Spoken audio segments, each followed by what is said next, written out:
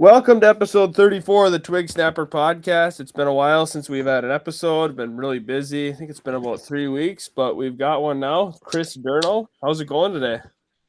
It is going well. I appreciate you having me on today, Alex. Yeah, of course. Thanks for coming on. Figured we could just start with your time at Tech and then kind of work forward to where you are now. So maybe you could start with, I guess, just talking about a little bit overall your experience at Tech, or why you chose Tech, and then kind of the experience you had once you got there. Yeah, interesting. In terms of coming to Tech, I grew up in Toronto, and how I ended up at Tech. I guess Tim Waters was head coach back then, and he was doing most of the recruiting. Between him and Mark Brosty, I think was probably most of the recruiting at that point in time. I had some opportunities. I was playing for a junior team in Toronto, and had some opportunities. We were part of a pretty good team in Toronto, and had an opportunity to hear from a few different schools. At the time, Tech was certainly the best option, playing in a power conference at that point in time, which was at that point, I don't know what they're in now, but was the WCHA, Western Collegiate Hockey Association, with teams like Denver, Colorado, Minnesota, North Dakota, Duluth, and the list goes on and on. I mean, there were Wisconsin's. There were a lot of very good schools in that conference at the time, and really led me down the path of, this looks like the best opportunity to really continue to pursue hockey. So I did have a couple options, but Tech certainly was the best from a hockey perspective for that, to pursue hockey moving forward. When I look at my experience there, I came in, my first year was 99, 2000. So I guess 22 years ago now, which seems like a long time ago when I say that. It was certainly eye-opening when you step in from a junior program that was, even a good Canadian junior program. It wasn't what hockey is today, where, we would practice 2 or 3 times a week, and we'd have 3 games, and we were a top program probably in Canada at that point. And you step into a big US program, and, you have all the, weightlifting and skating every day, and everyone's in great shape, and everyone's a good player. And that was a real eye opener for me. And, the first year, the program was going through some changes, and the results weren't coming at that point in time, and hockey at Tech had struggled for a few years in that period. So we were, I had some struggles first year, had an injury or two, but really, got an opportunity to get in the lineup on a regular basis. And from there, the experience from a hockey perspective was always kind of up and down. I loved the hockey. I loved all the guys and everything that, that went along with it. But the challenge was the team just wasn't great in that era. And, I can't give good reasoning why, specifically at that point in time. There were actually quite a few guys that went on to have fairly successful careers. But we couldn't pull it together against some of the bigger programs at that point in time. The experience at Tech, I think initially, from a school and just life perspective, it was a little bit of a culture shock coming from a big city of, several million people in Toronto up to the UP. And, certainly it took some adjustment. I did fall in love with the area, and ended up spending numerous summers up there. Loved the summers. Loved everything about it, really. And, specifically the guys and the community and the people you get to meet up there. It was fantastic. And basically, looking back now, I graduated in 03. I can't remember. I think it was the summer of 03. I might have stayed for some summer courses that year, because I just really enjoyed being up there in the summer, but haven't actually been back since. And it was close. There was some challenges getting across the border the last couple of years. Was actually looking forward to coming to their hockey reunion that I think got rescheduled twice potentially, and just didn't work in my calendar, unfortunately, this summer. But overall, the experience was great. The hockey was great. The teams were challenged from a performance standpoint for a few years, but I have some great memories and a lot of great friends from that time period. Right. And that's, the important thing in the long run. I mean, obviously for you, you were able to play a pro career. So the fact that the teams were up and down didn't hold you back in that aspect. Do you think that playing at in a smaller town, like you said, you came from Toronto and then you went to, Houghton. Do you think that helps in any way for a college hockey player? Because you're playing in a little bit of a smaller market in that sense. You don't have the same pressures that maybe somebody at a major university that gets a lot more media coverage does, or a place where there's 50,000 students. Do you think that helps when you're playing college hockey? It's interesting. I don't think so. I think for me, if we're going to talk personally on which clearly we are in this circumstance, I think some of the challenges for me was just I didn't love the college schedule. I didn't love you play, Friday, Saturday, then you practice for 5-6 days straight. And if you have an off week, you practice for 2 weeks straight. And you don't get to play any games. And I think, I would have liked, and that just is what it is. That's the college schedule. And you don't know until you get into it. But I would have liked a little bit more consistency with games personally. That's just my own perspective.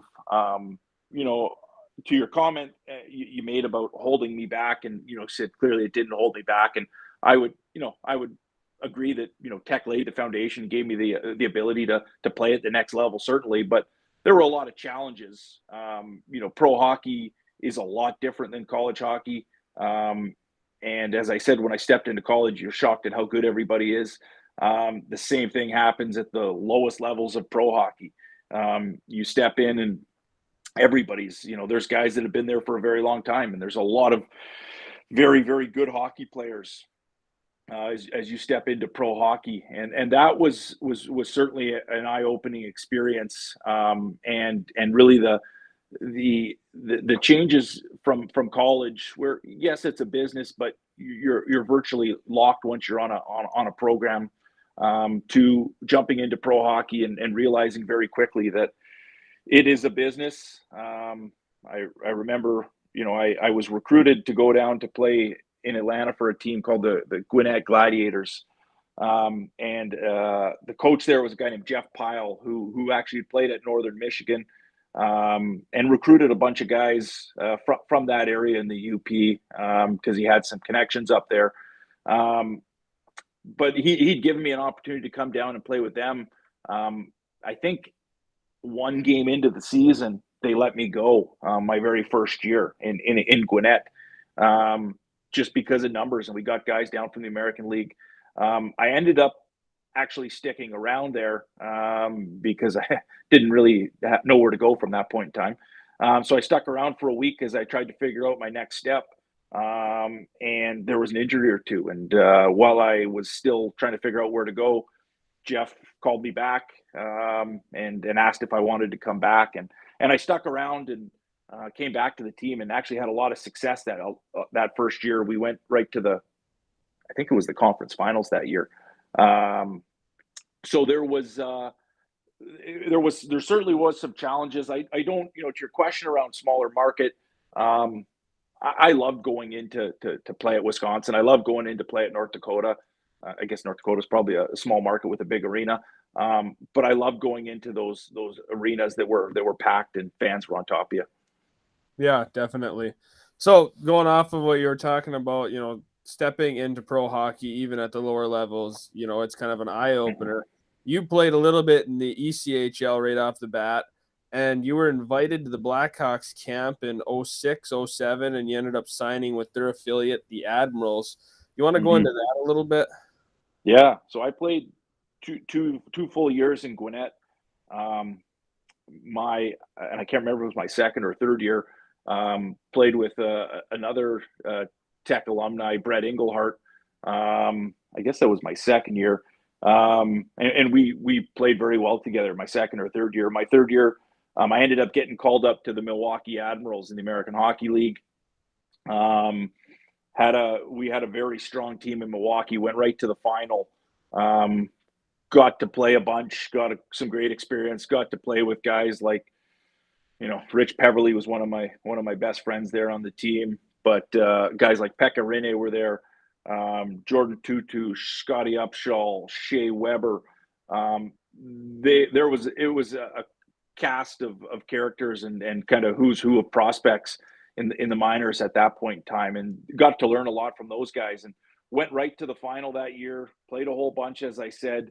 And from that, I got an opportunity to go to Blackhawks training camp. So the following season, after going to the Calder Cup final, I'll be honest, I was a little disappointed that, in my third year pro, that, going all the way to the Calder Cup final and being a fairly significant part of that team, that the following year, the best I could do was a tryout with Chicago. But got an opportunity to go in there in Chicago and had, as far as I could tell, I had an excellent training camp and got to play. Denny Savard was coaching at that point. Chicago Blackhawks were going through a transition period where Kane and Taves weren't quite there. Keith and Seabrook, those type of guys were there at that point, but very young. The farm team in Norfolk and the Blackhawks in general had a ton of prospects in 2006, 2007, just in and around that time frame. They drafted and developed very well. I could go on and on about some of the guys that were there, but all the guys that were part of that Stanley Cup team in the next 2 to 3 years, there was a ton of them down there in the minors. And so I went down to Norfolk, was there for a couple months, got a fairly significant concussion, and really derailed that year for me. Ended up getting traded shortly thereafter from Chicago. I was traded to Anaheim. Spent not long in Anaheim. I might have been there for a month, and was traded right back to Nashville, or effectively Milwaukee at that point in time, and kind of just got my feet back under me. Kind of tried to figure out where I was going to go next, and at that point in time, was where I kind of reemerged back into San Antonio, and got a tryout with them. Signed with Anaheim for a month. It's too bad the Ducks didn't know what they were missing out on there. I see you drinking out of your mug there. It was one of those things. It wasn't, I could see pretty clearly in Chicago, that I wasn't high up on their list. And I can't argue. I mean, they won a bunch of Stanley Cups. They had great prospects and great players there, and got traded to Anaheim, and then from Anaheim pretty shortly thereafter.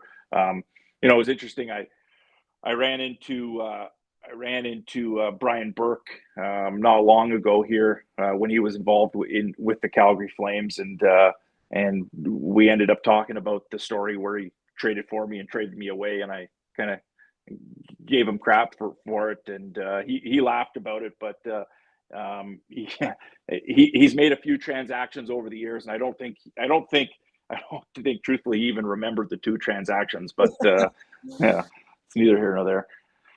Yeah, well, I think it's interesting that you mentioned the trade you away and then trade for you. I think that stuff happens a lot in pro sports, and then guys get bounced around because, like you said, it is a business, and you see that they might not need you right away, so then they trade you away, and then they want you back, and I mean, guys get bounced around. You see it looking at elite prospects. One guy will play on 6 teams in a year. You're just bouncing all over the place. Yeah. Well, I was lucky enough. I didn't play on 6 teams in a year. A couple of years I did play for 2 teams, and I think one of the biggest challenges was coming out of school at 23, and spending my first 2.5 years in the East Coast League. I progressed fairly quickly, but if you're not drafted, you're not signed, you're facing significant headwinds to move to the next level. So regardless of the fact that I had 2 pretty strong years in the East Coast League, by the time I progressed from the East Coast Hockey League, I was probably 24 years old.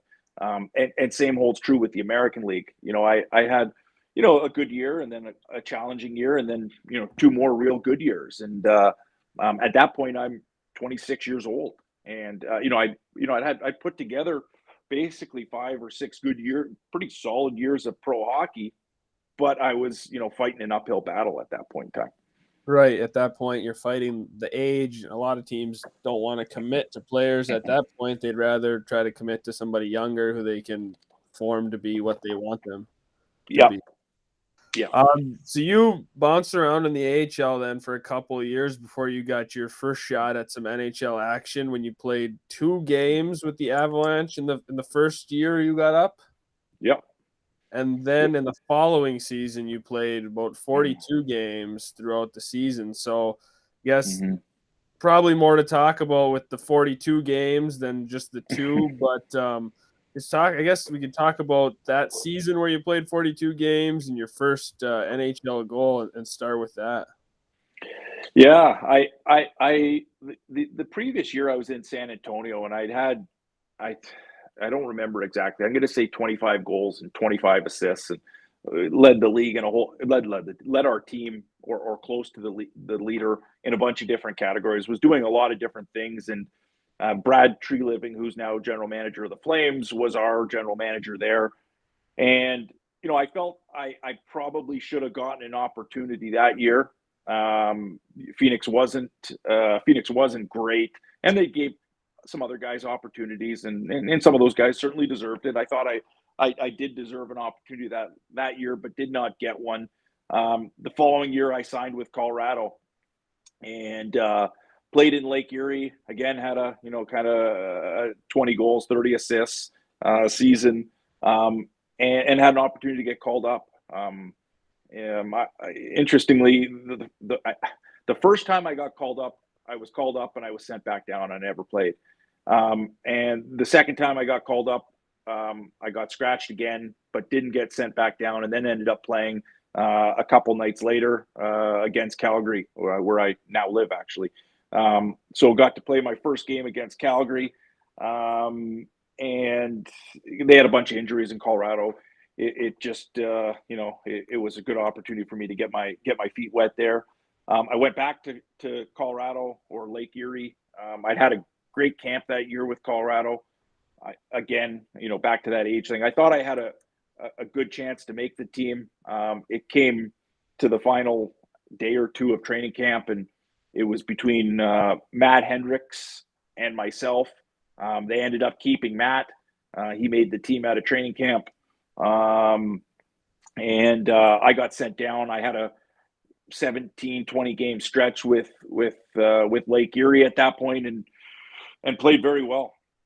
And I think I was actually, basically leading the American Hockey League in goals or scoring, or very close to it at that point in time, and ended up getting called up to Colorado, where I spent really the rest of the season there, in 2010. And at that time, there were, the team Colorado had gone through some challenges in years prior after, winning a few Stanley Cups, and we're in a rebuilding phase, I think you could call it at that point. And, they had just drafted Ryan O'Reilly. They had just drafted Matt Duchene, and they also had guys like Paul Stastny, Adam Foote, Milan Hajduk, Craig Anderson, who's shockingly still playing at 42 right now, that were part of that team. And that team, we had a great run. I mean, like other guys, Chris Stewart, TJ Gagliardi, there were a lot of good players on that team. And we ended up making playoffs. I don't know if we finished 6th or 7th, but we played San Jose in the first round that year. And I was predominantly in the lineup for most of the regular season. Near the end, at the trade deadline, they made a bunch of acquisitions and started to find myself out of the lineup a little bit. Truthfully, I wasn't playing my best, and it becomes challenging and stressful at that level. And I really found it a struggle. No matter how well I played, I wasn't ever going to play more than 10 minutes a game.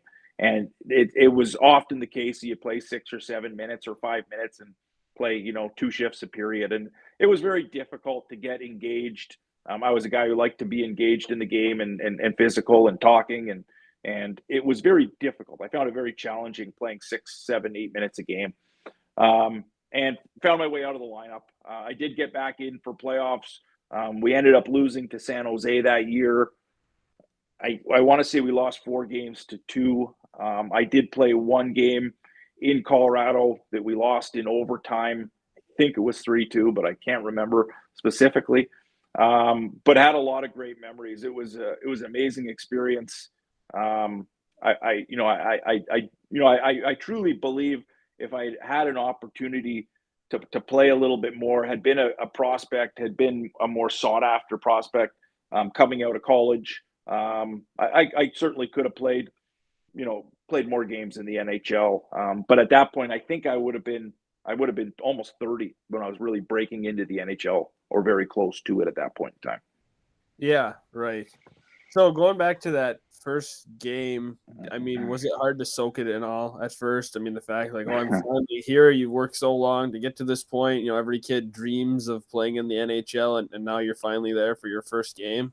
Yeah. It was in Colorado, as I said, against Calgary. We did win the game. I think it was 4-1 or 5-2. I can't remember the score. The other thing I remember, shifts here and there. I remember just the atmosphere. I remember that night.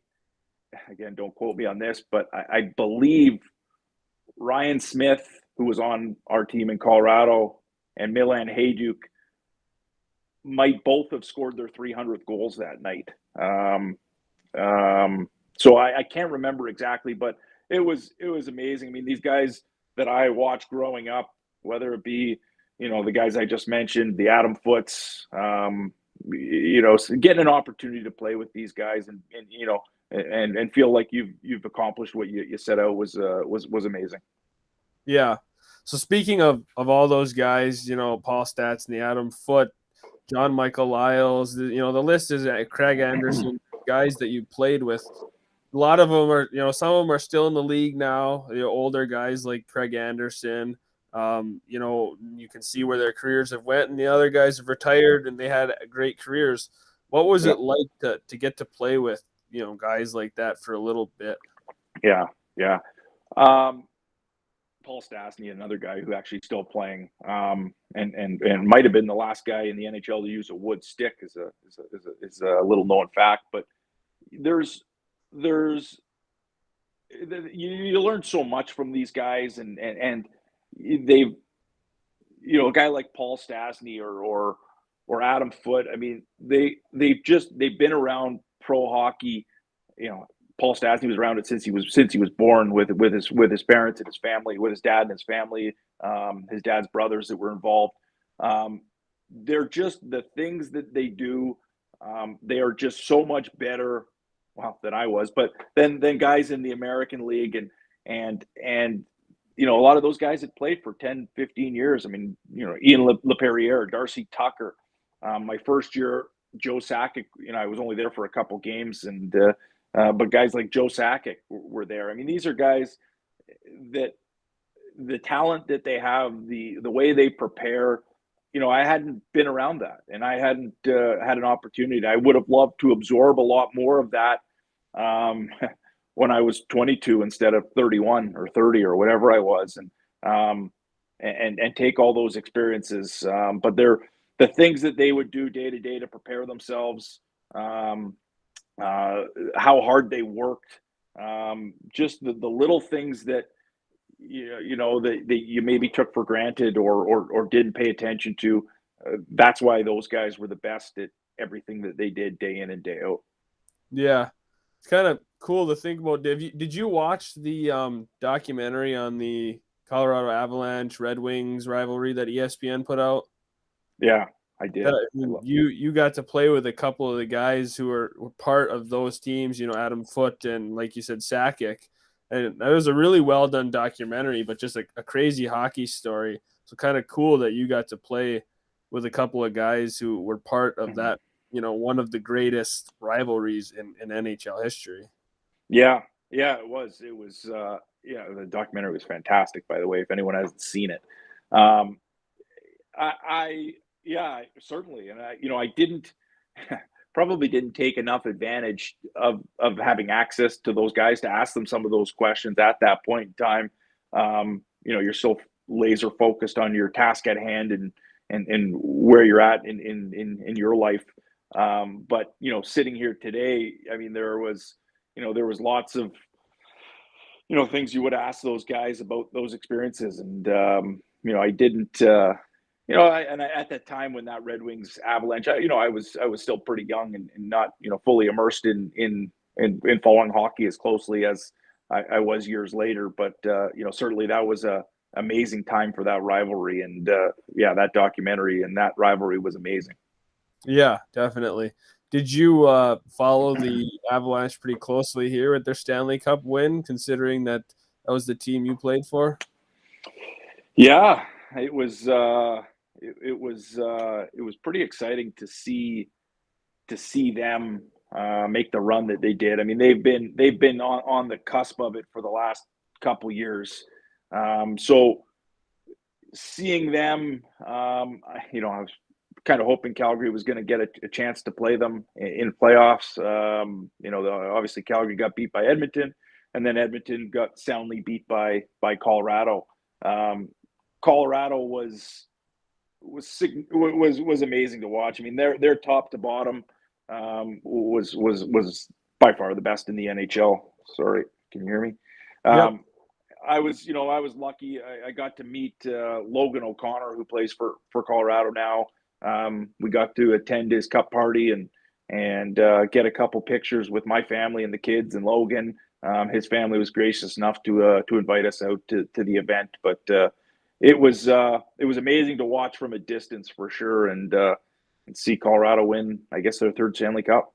Yeah, well, that's really cool that you got to attend one of the cup parties and kind of get to share, a little bit of the win in a sense. You got to be a part of it in a way, attending the party.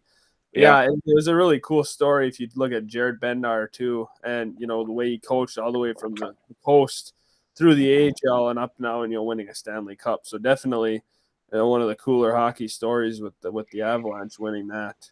Yeah, no doubt. So then you finished up your hockey playing career in Italy. So if you could just touch on that quickly, what that was like to go from the NHL to playing over in Europe, Italy especially. Yeah. So I started and ended my career with NHL lockouts, and NHL lockouts have a big trickle-down effect on guys that aren't in the NHL, and have a big trickle-down effect on guys in Europe, the AHL, East Coast League.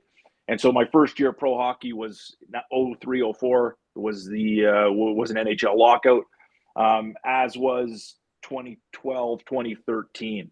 And so that year I had finished another year in the American League. I'd had a concussion that year, and the following year was the lockout. And so I was, on my phone trying to figure out what the best course of action was going to be. I kind of hung around until just before Christmas. My wife was pregnant with our second, with my son, and the clock was ticking. NHL wasn't coming back, and I didn't know when it was going to come back. So in the middle of December, I went over to Italy. Didn't have a ton of opportunities because NHL players or top American League players had taken most of the jobs over in Europe. But was able to find a job in Italy. Went over there, had a fantastic experience. It was certainly a little bit more laid back than what you would typically experience in college or East Coast League or American League. We'd practice at night. A lot of the locals had two jobs where they'd work in the community doing something else. But the experience was fantastic. It was a beautiful. We were up in the mountains in northern Italy. It was an amazing experience. Got to hang around there for 6 months, and my son was born January of 2013 over there, which was a pretty cool experience. So somewhere we'll definitely travel back to at some point in time. Yeah, for sure. I've talked to a few guys who've played over in Europe, Germany and stuff, and one guy that's actually currently playing over in Italy, Alex Pera, who played at Michigan Tech.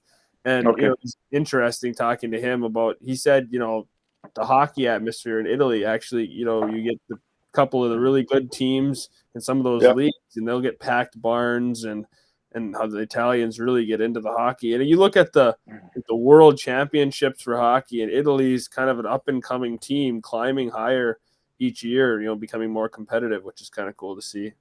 Yeah, they are, and they just hired a new head coach. Can't remember his name's on the tip of my tongue, but they're kind of right on that cusp of between the A and B division. For World Championships, the hockey was better than was it great? No, it was probably comparable to an East Coast Hockey League at that point in time. But the locals, for the fact that they didn't dedicate themselves completely to hockey, there were a lot of decent hockey players that probably didn't have a lot of opportunities to play a ton when they were kids or travel or get the best experiences or coaching. We're pretty good hockey players with all that being said. Yeah, definitely. Yeah. Do you have like one good story from your playing career, whether the NHL or the AHL, that you'd share? Just one that maybe sticks out in your mind, something crazy or cool that happened? Yeah, there's lots of stories from and certainly, in the minors, in the American League and the East Coast League, you see a lot, and there's a lot more stories, and really, in the early 2000s, pro hockey was a lot different than it is today. And I feel like I'm a really old guy saying that, but there was, and every generation thinks that the previous generation thinks that theirs was way tougher. But pro hockey at that time, there still was a lot of fighting. There still was a lot of shenanigans. It was largely, cell phones were certainly around in the early 2000s, but what I would say is most people didn't have cell phone cameras, and the stuff you'd see in games, because there wasn't a lot of video back then in the early 2000s. The stuff, the experiences you have, there was certainly some stories. I don't know if I'll share all those stories today, but I think just the craziness of the the East Coast Hockey League, and players coming and going, and playing real shorthanded with lineups where you can't call a guy up when you're in Mississippi. I mean, like, you're in southern US, there's not a lot of guys available on short notice within 12 hours that you can get to come play for you. And there's playing games with 7 or 8 forwards and 4 defensemen, and playing games with one goalie and no backup, and there's experiences where you have to find a local, or you have to call somebody up who's living in Pensacola or down in Biloxi, Mississippi, just because you don't have enough bodies. We had a backup goalie who wore player skates because he was basically a skater. Like, he wouldn't have made most men's league teams up here in Canada, or Michigan for that fact. So you saw a lot of interesting things in the East Coast League for sure. Yeah, definitely. And one other thing I'd like to touch on is lacrosse. When I was reading on Wikipedia, it said you played lacrosse growing up, and you were actually drafted into the NLL. Yep. Was there ever a point where you were thinking about choosing between lacrosse and hockey, or was hockey always number one? Yeah, hockey was always number one. I didn't play a ton of lacrosse probably until 15 or 16, and found success. I played predominantly defense in lacrosse, and if you're big, strong, and athletic, you can learn how to play defense in lacrosse. And so I had an opportunity. I got to play for a junior team in Toronto. I did play a little. I don't know. I'm trying to think. I certainly played a little bit while I was still going to university, and a little bit of pro in the summer leagues up here in Canada in that time span. But there wasn't much opportunity to pursue in terms of lacrosse. And my brother played professionally for several years, through Boston, I think he was drafted by Vancouver, who had a team at that point. But there just wasn't a lot to progress from college lacrosse afterwards. And yes, you could play in a pro league, but you didn't get paid much. You basically played weekend games, and so there wasn't a big appetite for me to pursue that. I did love to play, and I coach now. I coach my son's team, and it's a lot of fun. And but there's not a lot of destinations to go after you play collegiate lacrosse. Right. I think it's starting to change a little bit now. You're starting to see some more focus in the media, and more guys, who played pro or had successful national careers are starting to start different leagues and try to push it to the forefront. I think it's one of the, more growing sports in the world, but obviously there's still a lot of room to where, between lacrosse and other pro sports. Yeah, they've just never been, and lacrosse has been, I went to games in 1990 in professional lacrosse games. And the professional lacrosse has been around for a long time, and the NLL has been around for a long time, and they've tried all different things. And I hope you're right, because I love the game, and it is growing. From an amateur level. Just speaking here in Canada, I know in the U.S., because I can see the university programs across the U.S. I mean, it's blowing up, but the pro game and the sponsorship and the television and this, guys being able to make money just really hasn't gone to that next level for whatever reason for 25 years, 30 years, as long as I've been following lacrosse. Yeah, there's been multiple, different pro leagues that have folded because they can't make it. And there's I can't remember what it is. There's one now, like 6 teams, and they kind of like travel around. Yeah. There's some bigger, lacrosse names in it. I can't remember what it's called. I think Powell Rabble. Yeah. There's a couple different leagues, and so there's indoor lacrosse and there's outdoor lacrosse, and so the National Lacrosse League is the indoor lacrosse. The outdoor lacrosse is the game that's played in the U.S. at every university down there, and they have, I think I don't know what the league's called. They have Major League Outdoor Lacrosse, and there's a few other outdoor leagues. The indoor league's been the big one, the National Lacrosse League, that's been around for 35 years, but never really taken that next step. Right, like you said, it's huge in college, but it just doesn't have that after effect. Yeah, exactly. All right, Chris. Well, thank you for coming on this episode of the podcast. It's great to talk to you, and thanks for taking the time. Thanks, Alex. Appreciate it. It's fun, and anytime. Always look forward to chat hockey. Yeah, thank you.